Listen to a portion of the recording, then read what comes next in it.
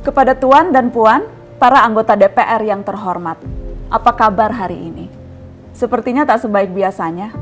Sama, di sini pun begitu. Kita semua memang sedang diuji. Hidup memang tak selalu baik, kan? Seperti kami-kami ini, Tuan dan Puan juga mungkin lebih banyak bekerja di rumah. Kalau lihat siaran sidang atau rapat terbuka di gedung DPR sekarang sih kelihatannya banyak kursi yang kosong. Tapi biasanya juga kosong kan ya? Tuan dan Puan anggota DPR yang terhormat, saya perhatikan parlemen-parlemen negara lain fokus melawan corona. Tapi rasa-rasanya isu-isu yang keluar dari Senayan belakangan kok kebanyakan tidak terkait corona ya? Kami malah membaca DPR bersemangat membahas isu-isu lain. Contohnya, rancangan Undang-Undang Cipta Kerja yang banyak ditolak karena dinilai mementingkan kepentingan investor di atas kebutuhan pekerja.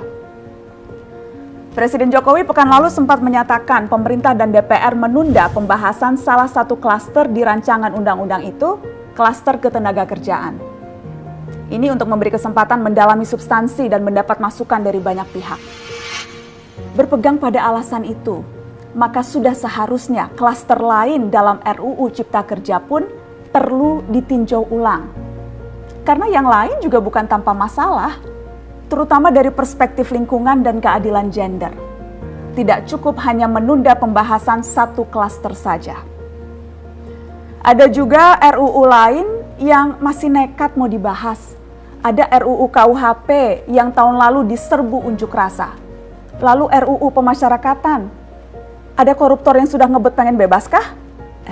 Apa kabar Pak Yasona?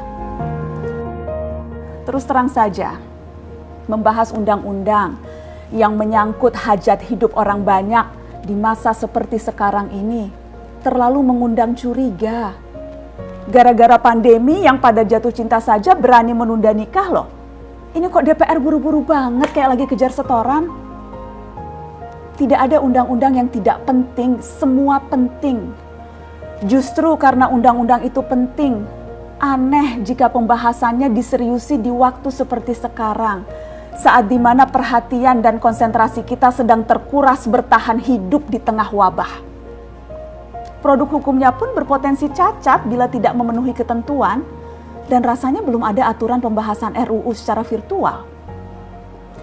Jika ngotot menuntaskan Omnibus Law atau RUU KUHP atau RUU pemasyarakatan, jangan salahkan jika ada yang menilai DPR tidak menjadikan perang melawan corona sebagai prioritas. Saya percaya setiap tindakan dan keputusan di masa krisis